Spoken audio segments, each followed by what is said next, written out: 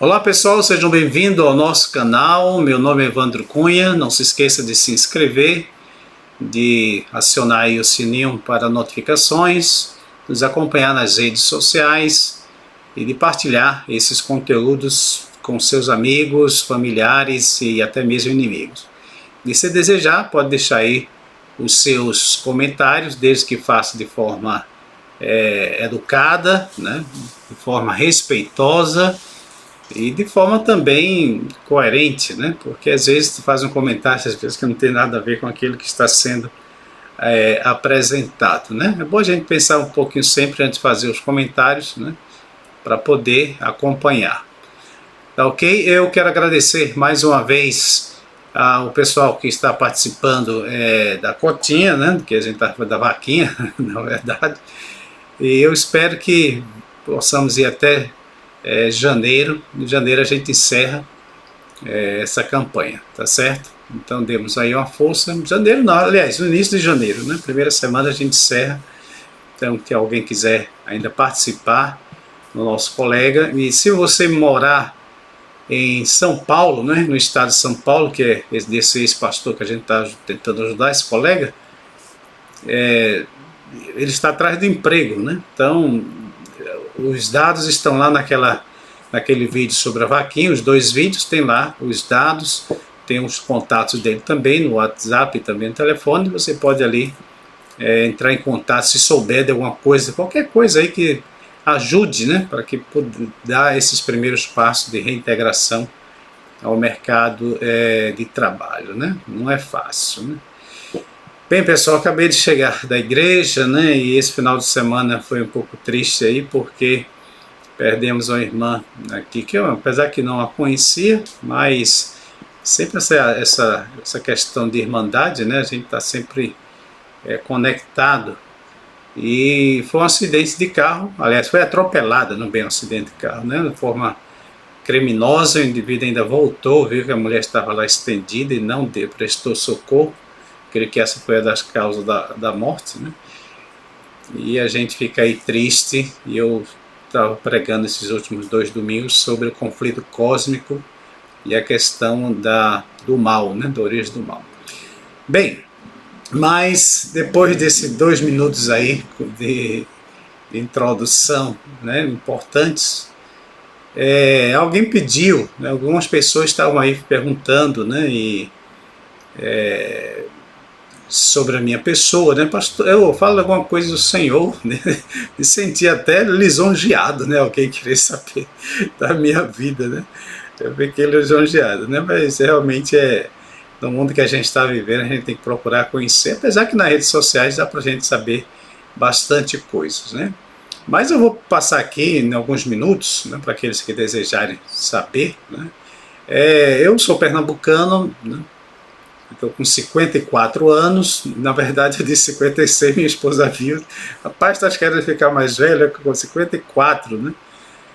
E sou natural de Camila, uma pequena cidadezinha perto de Pojuca, no interior de Pernambuco, na costa sul, né, de Pernambuco, perto de Porto de Galinhas, ali, para que você tenha uma noção, né, que Porto de Galinhas é conhecido aqui não, no Brasil todo, né? E conheci a mensagem, nasci ali, fiquei ali até 17 anos, 14 anos, e vim aqui para a Cidade do Cabo, onde estou gravando esse vídeo, mas trabalho e moro em Sobral. E vim aqui aqui para a Cidade do Cabo, tinha uns 14 anos, completando 15 anos, acho que foi 15 anos. E conheci a mensagem adventista, eu creio que estava com uns 17 anos, 18 anos aproximadamente.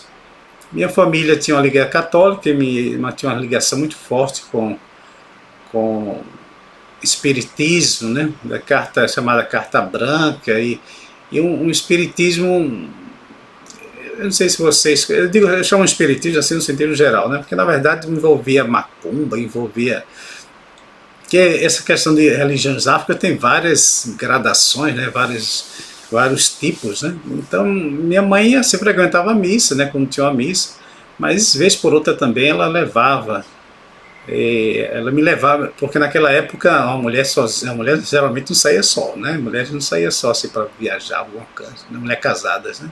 Então sempre tinha que ir com um filhinho, um menino, a filha, irmã, parecia aquelas questões muçulmanas lá na Arábia Saudita, né? E aí eu era o filho do meio, né? E minha mãe, o outro era pequeno demais, o outro já estava mais adolescente, não queria ir para essas coisas, e eu sobrava para mim, né? Então minha mãe sempre ia, né, questão de carta, né, limão, essas coisas, às vezes tinha perto de vizinho. Então eu vivia nesse ambiente aí, né? Mas eu fui muito curioso com a questão de religião dos crentes, que meu tio era crente da igreja pentecostal. A minha cidade de Camila tinha uma Assembleia de Deus muito perto lá de casa, né? Meu pai conhecia o pessoal da Assembleia, né? Embora não fosse crente, mas tinha uma boa amizade com um pastor da Assembleia de Deus. E foi aqui na cidade do Cabo que eu conheci a mensagem adventista, né? E conheci baseado num fenômeno assim místico de religião afro, né? Com mistura com espiritismo, né? Essas coisas. Porque minha mãe me pediu para a gente fazia na nossa casa, tinha uma sessão que a gente fazia no primeiro andar, depois que o papai morreu, né, que a gente veio para a cidade do Cabo, então a gente tinha o primeiro andar, e lá em cima tinha uma certa área, e vinha uma senhora espírita, né, que é uma mistura de macumba com espiritismo e tal, e fazia algumas sessões lá em casa, né. E foi nesse período que eu conheci a mensagem, conheci porque minha mãe me mandou para Recife pagar umas parcelas, né, as últimas parcelas de que a gente chamava de som, né, o nome som, mas na verdade era equipamento 3 em 1, né, da Gradiente, passando não sei quantos anos para pagar. E aí faltando as duas, era 3 parcelas, minha mãe me deu um dinheiro, né, mais do que o valor, logicamente, e eu acho que eram 2, estavam faltando 2. Aí quando eu cheguei lá nessa loja, na Gradiente, Recife, né? Não lembro bem se era Concórdia ou por ali. E aí a loja estava fazendo uma queima, né, entre aspas assim, de liquidação, para que as pessoas pagassem, né, com desconto e pagassem logo, etc. Né? Acho que todo mundo atrás de dinheiro. Né? Aí quando eu fui lá, a promoção, se eu pagasse as 2 parcelas, o dinheiro que eu estava era suficiente, mas não daria para eu voltar de ônibus, porque os ônibus eram mais caros, o trem era bem baratinho, R$1, digamos assim. Aí eu fiquei com R$1 no bolso, mas vou pagar isso aqui, porque a mamãe fica livre disso. E fui lá para Cais de Santa Rita, aliás, para o Cais, não, Forte, né, a estação do Forte, que na época era lá na estação do Forte. E o trem quebrou. Não chegou na hora certa, 8 horas, 9 horas, e aquele negócio a gente esperando, eu já tinha pago, não tinha mais dinheiro. E fiquei lá quase 9h30, era quase 9 horas, quase 9h30. Aí deu o chamado de que o trem não viria mais. Né? Eu liguei agora, né? Aí fui para o Cais de Santa Rita, e meu pensamento era o seguinte: eu vou entrar por trás do ônibus, eu vou ficar lá atrás, quando chegar na minha cidade eu vou dizer para o rapaz, porque aí não tem como ele dizer que não, eu vou ter que descer e tal. E aí bolei isso na minha cabeça, né?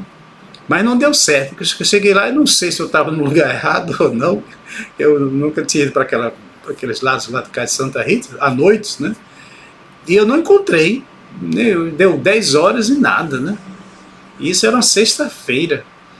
Aí eu disse, poxa, tem a casa da Médio, né? Que era em Afogados, né? Quem conhece Recife sabe que é uma distânciazinha expressiva, né? Na Avenida Sul.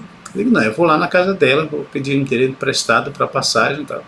Aí saí a pé, a distância daquela, é bem perigoso aquela região ali, mas cheguei lá. E vocês sabem que nessas religiões tem um culto, chamando de uma reunião, né? Dia de sexta-feira à noite, que eu acho muito curioso. Isso depois que eu comecei a estudar o sábado, fiquei a entender isso, né? Que negócio interessante, que a maioria dessas religiões, o culto deles é no sábado, na sexta-feira à noite, né, que já é sábado. E lá estavam lá numa sessão, a sessão espírita de macumba, né, a mulher estava, hoje a gente chama de possessa, né, mas naquela época estava incorporada, né, não chamaria esse termo possessa. Aí eu cheguei e ela, o nome dela era Zita, né, aí a Zita estava com um espírito, né? Que era uma tal de Ritinha, né? Um espírito que baixava sobre ela, né? E é interessante, hoje a gente vê essas coisas, era um espírito de uma ex-prostituta e um negócio lá tão macabro, né?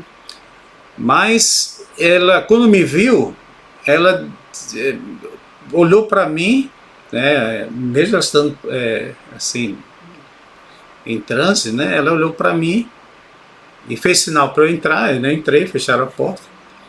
E tinha várias pessoas, inclusive pessoas de dinheiro, né? Os carros bonitos. Né? Pobre, né? Pobre misturado com ricos. Tá? Aí ela chegou para um homem bonitão assim, bem vestidos, né? Tal, aquele relógio bonito. Aí ela pediu um dinheiro para ele.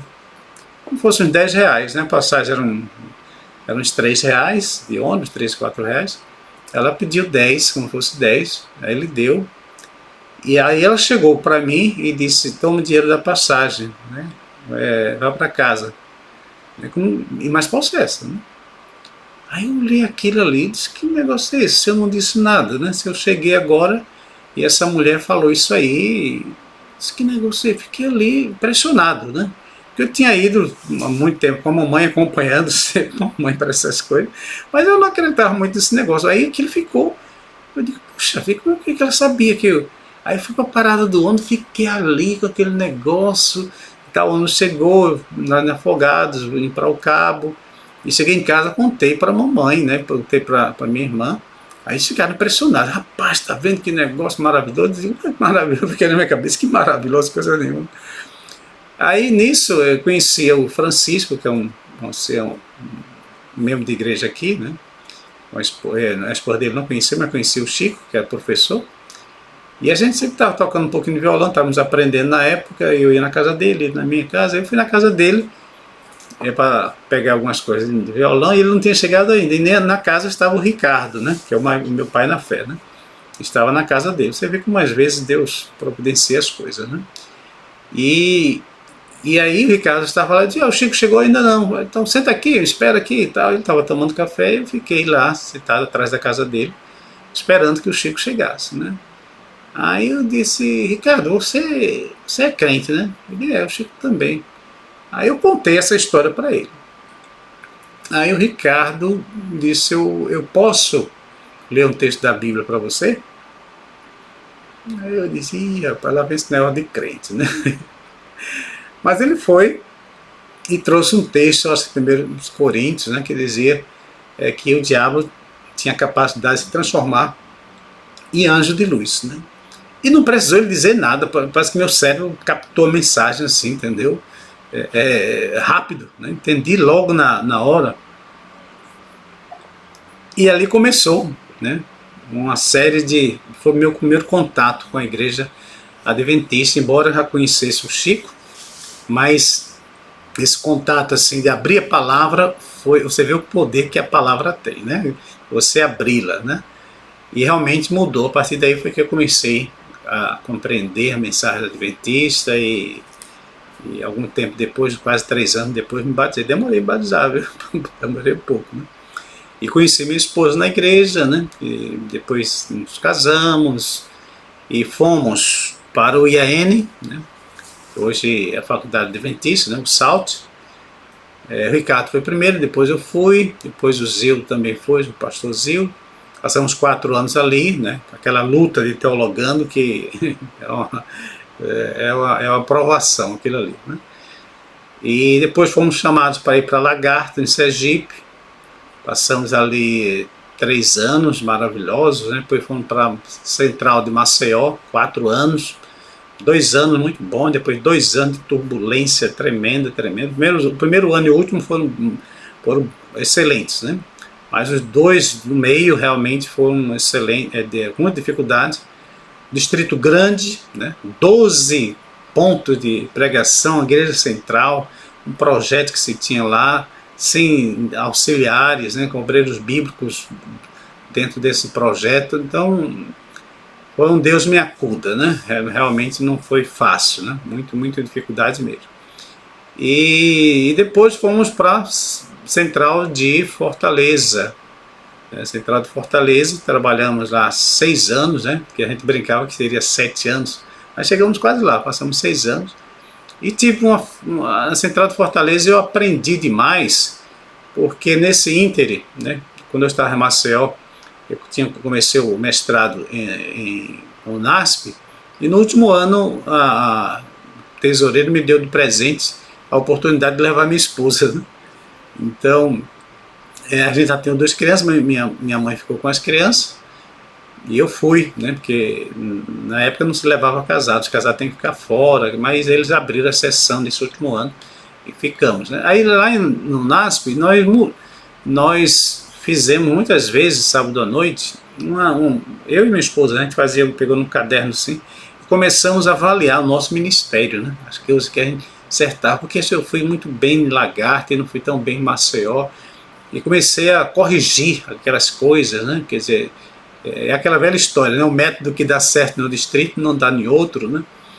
E não é fácil, né? Porque Maceió era um nível intelectual muito grande, né? De pessoas muito boas, mas eu brincava com eles, vocês são excelentes, mas quando se juntavam para fazer um trabalho, realmente era muito dificultoso, né? Tinha professores universitários, né?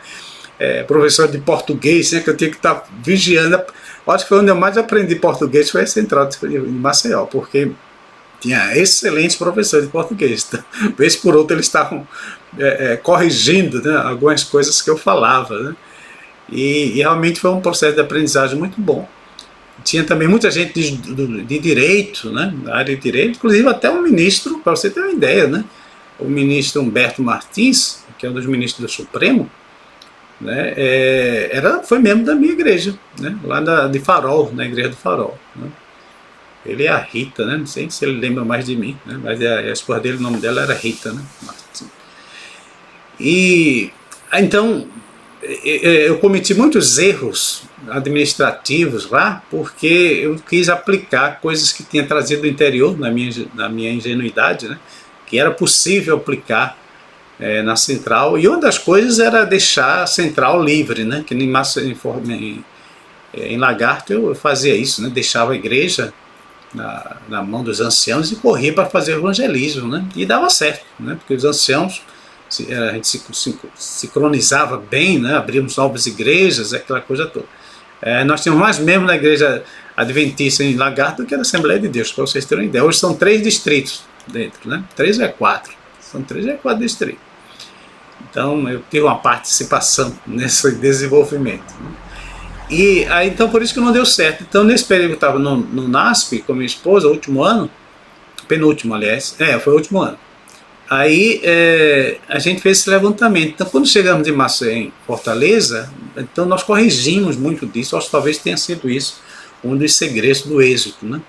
Nós trabalhamos muito bem, usando o método bíblico, né, de alimentar a igreja, de fazer a visitação, mas dentro do possível, né, porque o pastor que faz só uma visitação também não consegue outras metas da igreja, né? E equilibramos bem isso aí, passamos 6 anos e fiquei surpreso que quando eu estava indo embora no 6º ano para a igreja de Aldeota, os anciãos, alguns anciãos, a maioria deles, né, fez uma comissão e foi na missão pedir para que eu ficasse mais um tempo, né? E o presidente ficou assustado com isso, o pastor Iséias, né? Ele disse, mas como foi, Evandro, que você fez isso, né? Porque geralmente o pastor passa 3 anos e a igreja vai lá pedir para que ele saia. E você passou 6 e a igreja pedindo que você ficasse, né?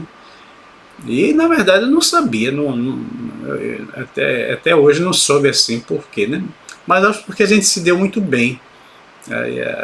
Fizemos um projeto de reforma literal da igreja, né? Tanto física como espiritual.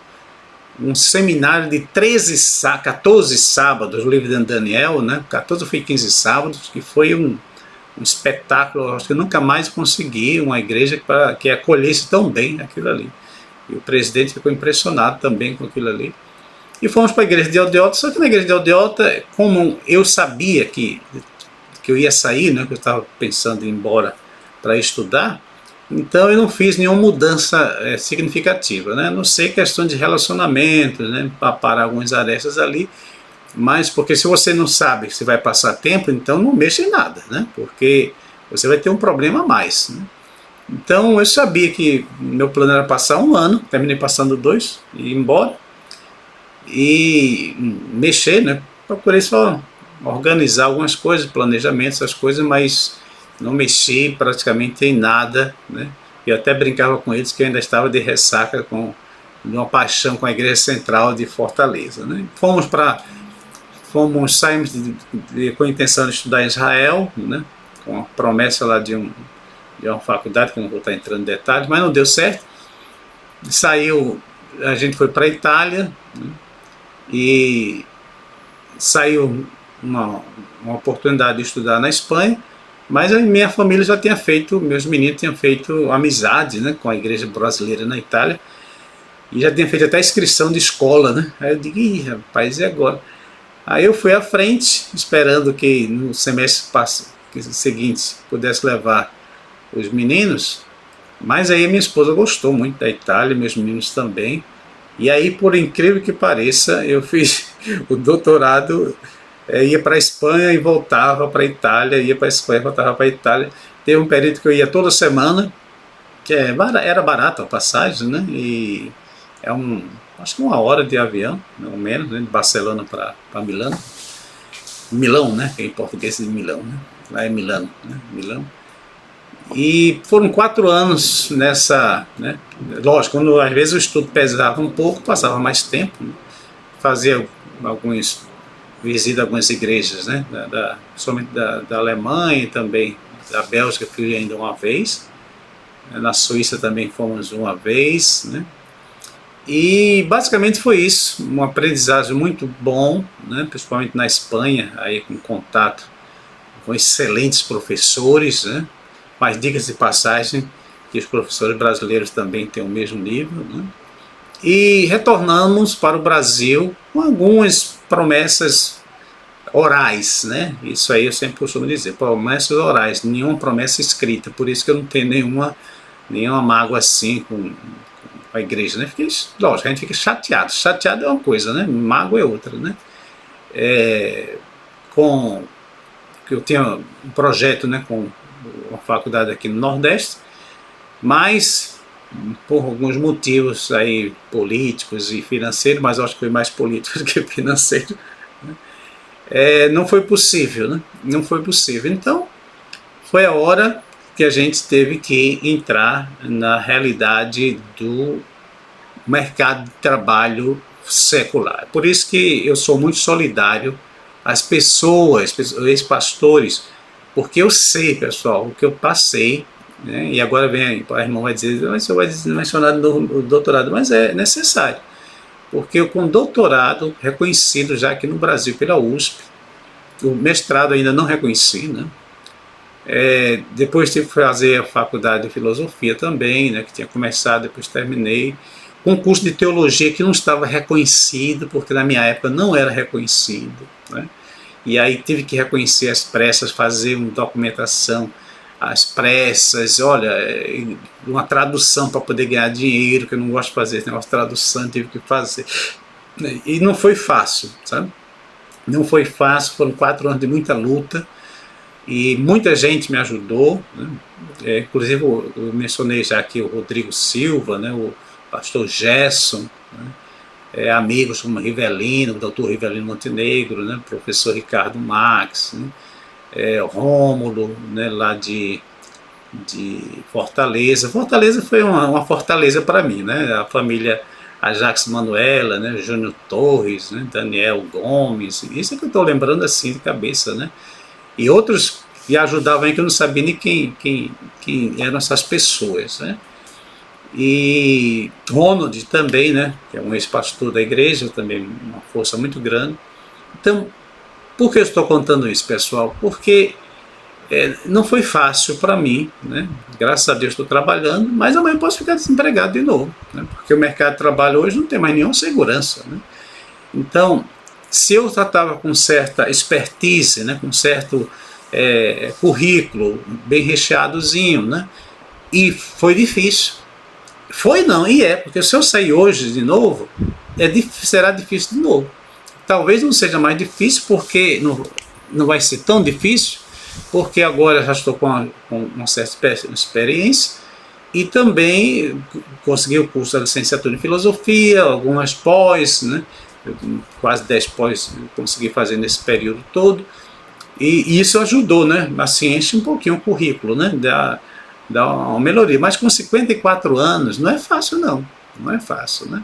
Então, esses últimos colegas que eu tenho falado aí também estão nessa faixa etária, um parece estar com 45, o outro com 50 e pouco, o outro está com 60, veja, com 60 anos, um foi 58, parece que é 58, não sei se é 60, acho que quase 60 anos, foi colocado para fora aí.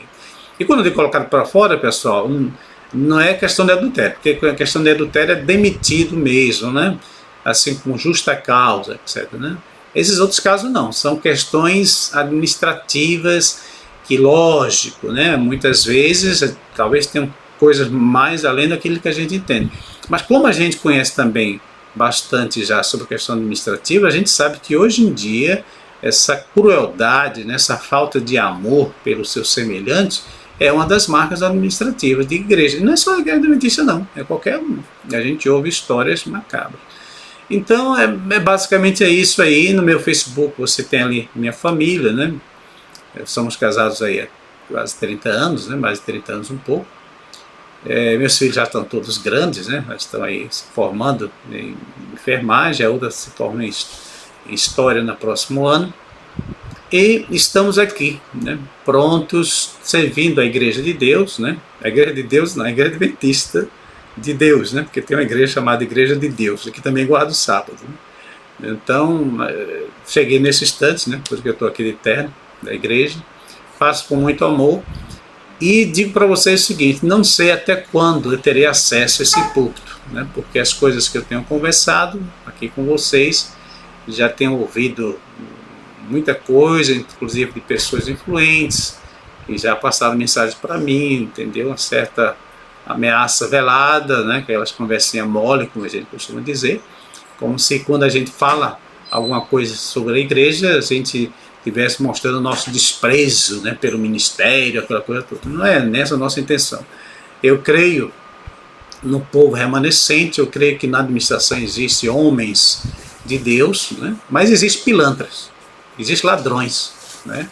Existem pessoas que não vocacionadas, que nada tem a ver com o ministério adventista, que são verdadeiros agentes satânicos infiltrados, né, ali dentro. Mas não existem anjos, né? Existem homens, seres humanos com suas falhas que lutam, mas que existe um grupo que vive lutando para ter uma melhoria no ministério, existe. Não somos apenas nós, não, né? Não é só você que está preocupado com isso, não é só eu apenas, dessa síndrome de Elias que está tomando conta por ali, né? Só eu, não.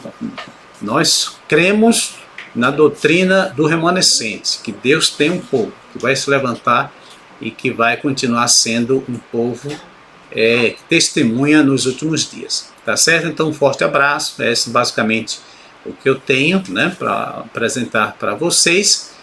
E o restante está aí na internet, né? Pode pesquisar, tá certo? Sem nenhum problema. Só relembrando aqui, né, que eu não fui demitido, né? Eu esqueci de contar isso aí. Não fui demitido, pedi para sair para a questão de estudos, né? E não consegui regressar. É simplesmente isso aí. Não tem nada de mágoa nem de injustiça. Eu digo assim de injustiça porque não tem nada escrito, né? Então, quando não se tem nada escrito, fica difícil de você cobrar alguma coisa, né? Mas nem por isso deixo de ter o respeito, o amor, né, pela essa igreja, pela sua doutrina. E volto a repetir, na estrutura da igreja tem muita gente séria, mas também tem muitos infiltrados do demônio, né? Os demônios lá. E aí a gente precisa de discernimento espiritual para poder fazer a distinção e não sair aí dizendo que a igreja está totalmente contaminada de cabeça aos pés, porque isso aí prejudicaria a nossa missão como igreja. Agora, não vamos também achar que ocultar informações é um bom negócio. Não é. Sejamos honestos. Quando for evangelizar, você apresenta a igreja como sendo esses dois aspectos. Ela é divina, mas ela é humana. Ela tem as suas fraquezas, né? Ela tem a sua corrupção. Quando acontecer casos como esse que aconteceram, né, um tempo atrás, escândalo sexual, de algum problema financeiro, coisa dessa natureza, de politicagem, injustiças praticadas, a gente apresenta que isso aí é uma face humana da igreja e influências também diabólicas, né, para denegrir e para enfraquecer o movimento adventista. E por isso que a gente tem que reagir a essas coisas. E devemos parar com esse negócio, né, que quem critica a igreja, porque não ama, pelo contrário, né, quem ama a igreja se preocupa com ela, né, tem esse compromisso de denunciar aquele que está errado e louvar aquilo que está dando certo. Tá certo aí? Tá certo, pessoal? Então são 30 minutos aí da minha vida e da nossa vida como igreja, tá ok? Então um abraço aí e fica com Deus.